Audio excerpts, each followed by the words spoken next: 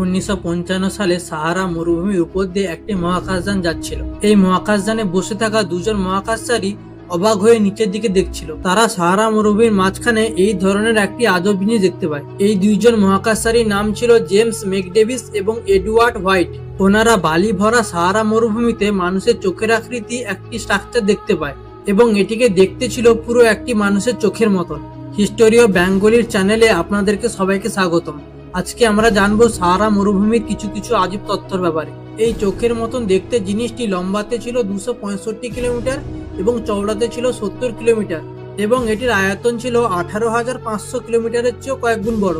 উদাহরণস্বরূপ বলা যেতে পারে এটির মধ্যে মুম্বাইয়ের মতন 30টি দেশ এবং পাকিস্তানের করাচির মতন অনেকগুলি দেশ এটির মধ্যে ভালোভাবে থাকতে পারবে। এবং এটির পুতলি, যেটির আয়তন প্রায় 40 কিলোমিটার। এত বড় আশ্চর্যকর জিনিসটিকে শুধু স্পেস থেকেই দেখা যায় এবং এটি আই অফ সাহারা নামেও পরিচিত। এটিকে দেখে আপনার মনে হচ্ছে কোনো একটি বিশাল বড় উল্কার পিণ্ড এখানে পড়েছে, কিন্তু সত্যি বলতে গেলে এরকম কিছুই না। এখানে আজ পর্যন্ত বিজ্ঞানীরা কোনো উল্কাপিণ্ড পড়ার সন্ধান পায়নি। এটাই কারণ যা আজ পর্যন্ত সমস্ত বিজ্ঞানীদের ভাবতে উৎকৃষ্ট করে তুলেছে। হাজার হাজার মাইল পর্যন্ত থাকা এই মরুভূমিটির মধ্যে পুরোপুরি গোল্ড স্ট্রাকচার কিভাবে তৈরি হলো এটা তো আমরা জানি না, কিন্তু ঐতিহাসিকরা ইতিহাসে হারিয়ে যাওয়া অ্যাটলাস যে নকশা পাওয়া গিয়েছিল তা আই অফ সাহারার সঙ্গে পুরোপুরি মিলে যায়। শুধু একটা দুটা না, আটলান্টিসের অনেকগুলি নকশা এই একই কথাই বলে। ঐতিহাসিকরা বলেন এই শহরটি রিং আকারে তৈরি ছিল এবং প্রতিটা রিং অপর একটি রিংয়ের সঙ্গে ব্রিজের দ্বারা যুক্ত ছিল এবং সেই ব্রিজের নিচে সমুদ্রের জল বইত।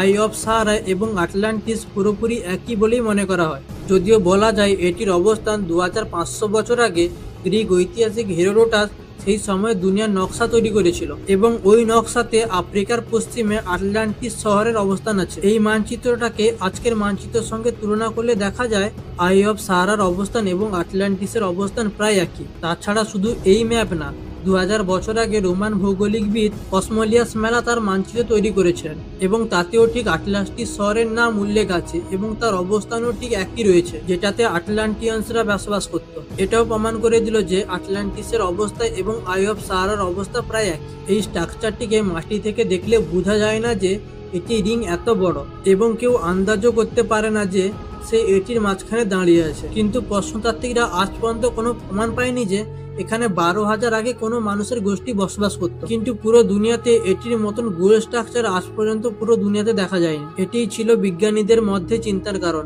এটি ছাড়াও আফ্রিকা সাহারা মরুভূমি তার মধ্যে অনেকগুলি রহস্য লুকিয়ে রেখেছে। সাহারা মরুভূমির নাম শুনলে আমাদের মনের মধ্যে যেটা সর্বপ্রথম ভেসে ওঠে যেটা হলো প্রচুর গরম, রোদ এবং শুধু বালি। আপনি শুনলে অবাক হবেন, সাহারা যে এখন পুরোপুরি মরুভূমিতে পরিণত সেটা একসময় পুরোপুরি সবুজ গাছপালাতে ভর্তি ছিল এবং এই সাহারা মরুভূমিতে সমুদ্রও ছিল। এই মরুভূমিটি পুরো অংশ 90 লক্ষ স্কোয়ার কিলোমিটার জুড়ে রয়েছে। উদাহরণস্বরূপ বলা যায় এটির আয়তন প্রায় একটি ইউরোপ শহরের মতন অথবা আমেরিকা শহরের মতন। সাহারা মরুভূমি এতটাই বড় যে এটি মোটামুটি 11টি দেশকে তার নিজের মধ্যে রাখতে পারে। প্রতি 100 বছরে সাহারার আয়তন প্রায় 10% করে বৃদ্ধি পাচ্ছে। কিন্তু এটির মধ্যে আসলে এত বালি এলো কোথা থেকে?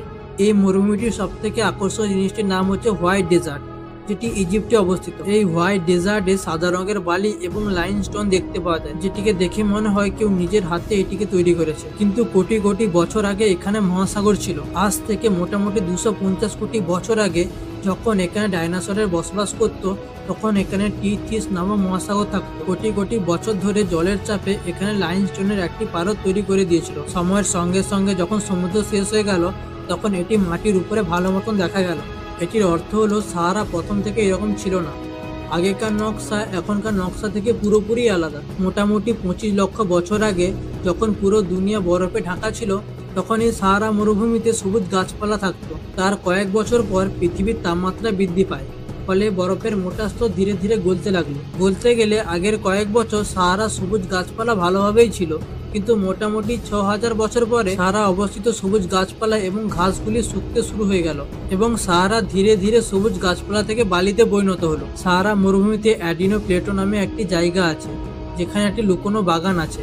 এই জায়গাটা গরম বালির মাঝখানে কিছু কিছু জায়গায় খাবারের সন্ধানের জন্য জানা যায়। হাজার হাজার বছর আগে এই জায়গা সাহারা মরুভূমিতে যাতায়াতকারী লোকের জন্য প্রতীক্ষালয় হিসাবে কাজ করত। এখানে পশু পাখি জল খাওয়ার জন্য আসে এবং মানুষের আরাম করার জন্য ঠান্ডা পাথরও এখানে অবস্থিত। এইসব পাথরে আফ্রিকার আদিবাসীরা আগেকার দিনের কিছু স্মৃতি এঁকে গেছে। এটির উপরে নানা পশু পাখির ছবি আঁকা ছিল এবং যেটি সবচেয়ে বেশি পরিমাণে ছিল সেটি হলো গরুর ছবি। এইসব গরু এবং নানা পশু পাখিরা আগে সাহারাতেই বসবাস করত।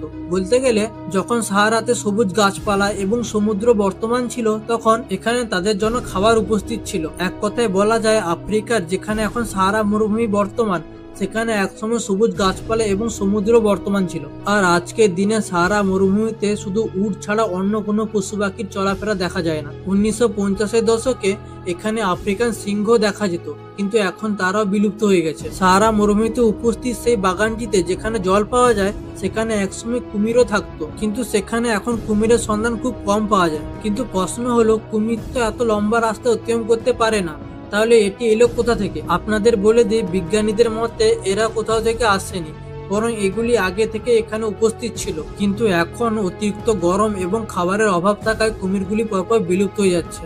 এনশিয়ান ইজিপশিয়ান কিং টুটানখামুনের নেকলেসে থাকা এই আজব পাথরের রহস্য ও সাহারা মরুভূমিতে লুকিয়ে আছে। এই পাথরটি এত গুরুত্বপূর্ণ ছিল যে এটি বিজ্ঞানীদের কয়েক বছর রিসার্চ করতে বাধ্য করেছিল। এটি ছিল একটি ন্যাচারাল গ্লাস স্টোন, এটি পুরো পৃথিবীতে কোথাও পাওয়া যায়নি। অনেকে তো মনে করতেন এই পাথরটি আমাদের পৃথিবীর না, বরং অন্য কোনো গ্রহের, কিন্তু শেষ পর্যন্ত এই পাথরটিরও আসল রহস্য সাহারা মরুভূমিতে পাওয়া গেল। লিবিতে উপস্থিত সাহারার অনেক জায়গায় বালির উপরে পড়ে থাকতে দেখা গেছে এমন পাথরকে। বিজ্ঞানীদের মতে 3 কোটি বছর আগে উল্কাপিণ্ডের চাপে সেন্ডস্টোন এই পাথরগুলিকে গলিয়ে দিয়েছিল, যে সময় এখানে সমুদ্র বর্তমান ছিল। সেন্ডস্টোনে থাকা লাভা যখন সমুদ্রতে পড়লো, তখন প্রচন্ড ঠান্ডার কারণে এটি গ্লাস স্টোনে পরিণত করে দিয়েছিল। সাহারা মরুভূমিতে উপস্থিত এই বালিকে দেখে তো বেকার মনে হয়, কিন্তু এটি 4000 কিলোমিটার দূরে আমাজন রেইন ফরেস্টের মধ্যে অক্সিজেন প্রদান করে। প্রতি বছর 1000 টন বালি হাওয়ার মাধ্যমে উড়ে গিয়ে সাউথ আমেরিকাতে গিয়ে পড়ে। এটিতে উপস্থিত ফসফরাসের পরিমাণ শুধু 0.08% থাকে। শুনলে সংখ্যাটিকে কম মনে হচ্ছে, কিন্তু বিজ্ঞানীরা বলেছেন এটি তার উপযোগিতা বজায় রাখার জন্য যথেষ্ট।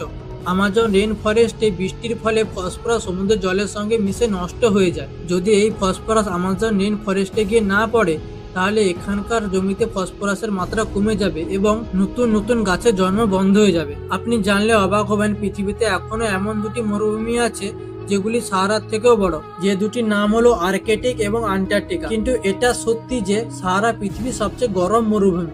এছাড়া সাহারার সবচেয়ে উঁচু পয়েন্টটি, যার নাম হলো মাউন্ট কোসি, যেটির উচ্চতা হচ্ছে 3415 মিটার।